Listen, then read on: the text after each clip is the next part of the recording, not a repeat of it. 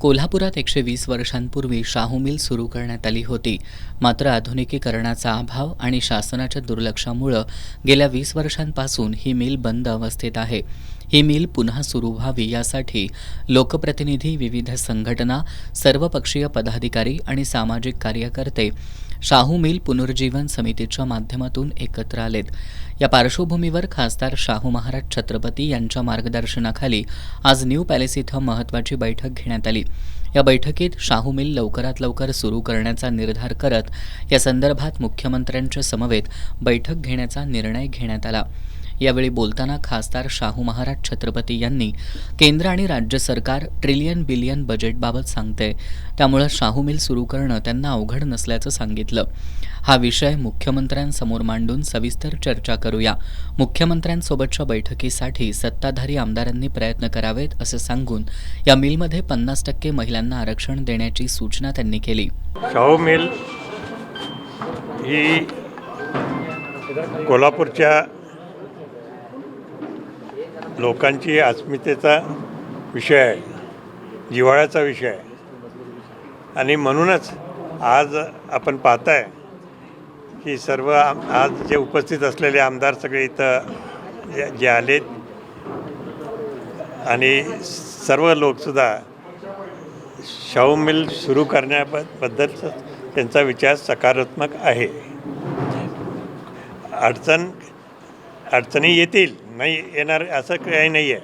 अडचणी येतील, त्यावर शासन कसं मात करतं आहे हे पाहिलं पाहिजे आणि ते केल्याशिवाय राहणार नाही.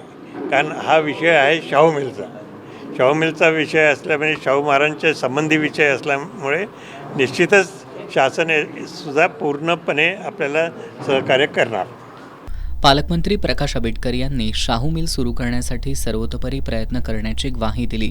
नियोजनबद्ध आणि कालबद्ध आराखडा तयार करून मुख्यमंत्र्यांसमोर सादर करण्यात येईल आणि पुढील निर्णय घेतला जाईल असं त्यांनी सांगितलं.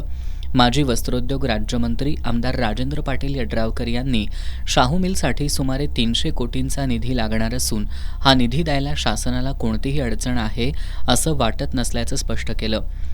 आमदार जयंत आसगावकर यांनी राज्य आणि केंद्र शासनानं मदत केल्यास शाहू मिल सुरू होण्यात कोणताही अडथळा येणार नाही असं सांगत सर्वपक्षीय लोकप्रतिनिधींनी एकत्र येऊन प्रयत्न करणं गरजेचं असल्याचं सांगितलं. आमदार राहुल आवाडे यांनी शाहू मिल सुरू झाल्यास मोठ्या प्रमाणात रोजगार निर्माण होईल असं सांगून DPR आणि नियोजनासाठी आवश्यक ते सहकार्य करण्याची ग्वाही दिली. आमदार राजेश क्षीरसागर यांनी शाहू मिल संदर्भात काही अडचणी आहेत, त्या सोडवण्यासाठी संबंधित मंत्र्यांसोबत बैठक घेऊन सकारात्मक निर्णय घेणं आवश्यक असल्याचं सांगितलं. उपमहापौर अक्षय जरग यांनी शाहू मिल सुरू करण्यासाठी कोल्हापूर महानगरपालिकेकडून जी मदत लागेल ती देण्याचं आश्वासन दिलं. दरम्यान बैठकीअंती आमदार राजेश क्षीरसागर यांनी तुम्हीच उद्योगपतींनी शाहू मिल घ्या आणि चालवा असा टोला आमदार यड्रावकर यांना लगावला. सहकारी सुरू केलं चालायचं आता अशोक मानेंनी नाही आमचे लोक आता एवढ्यापर्यंत पोचल्यात पार आणि इगतपुरी पर्यंत आमचं टंका येतात. कोल्हापूरचा इगतपुरी पर्यंत टंका पोहोचला. त्यामुळे चालायला